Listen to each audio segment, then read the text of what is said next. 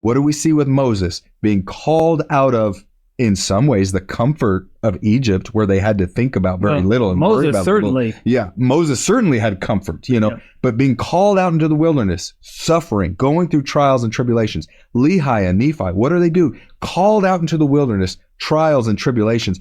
And then why?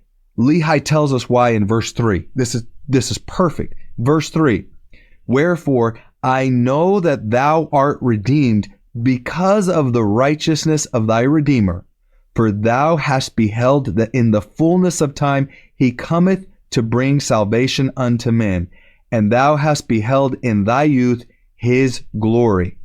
Wherefore thou art blessed, even as they unto whom he shall minister in the flesh.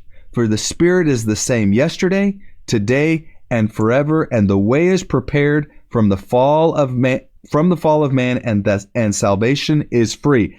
Lehi is showing Jacob here that the benefit of his trials and his tribulations and going through this difficulty is he understood Jacob had this witness. Jacob had received this testimony. He had received this true conversion, and he knew, just as those who would receive the Savior in the flesh, he had the same witness of the Savior. Now, Jacob may not have understood that was in part because of the trials and tribulations he had gone through, because he didn't know life any other way. But Lehi is telling him, no, these trials and tribulations, all you've ever known, you may not understand life outside of this, but I'm telling you, this has been a benefit to your soul. Yeah. It has given you a witness and a testimony, a conversion that is as powerful as those who will see the Lord eye to eye in the flesh. That is so powerful for us to remember that when we're going through difficulty, it is for our benefit if we do it right. That's the key. We've got to do it correctly, because Laman and Lemuel are the opposite of how to suffer. Well, that's the spirit. When Christ taught, it's harder for a rich man to enter the kingdom of heaven, right?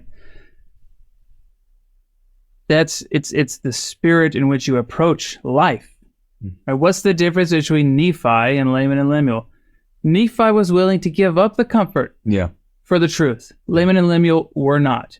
Their heart was on comfort and riches. They were not interested in their gain through afflictions. Yep. They were perfectly fine, status quo, stay where they are because they're comfortable there. Yep. And right, that's the difference, right? Jacob, in a sense, was blessed to be born into affliction. Yeah. Why? Because it refined him.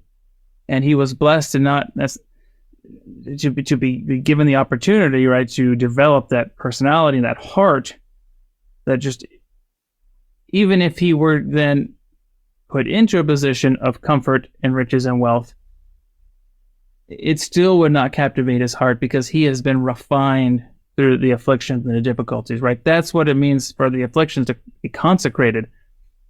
And right, on the flip side of the word consecration, that's what it means for us to live the law of consecration. It's to remove our hearts from the world, from money, from power, from influence. Don't set your sights on that. Set your sights on light and truth. Set your sights on the redemption that Jesus Christ offers. Take advantage of that for yourself and help others find and take advantage of that. Yeah. Right? This is consecration. This is the purpose why we're here. This is how we progress while we're here. This is how we find and acquire light and truth in life. Hit that like button, leave us a comment, subscribe to the channel. We really appreciate it. They may seem like little things, but liking, commenting, it helps the algorithm push our content out to more people. So it's our small way of sharing the gospel in a social media age.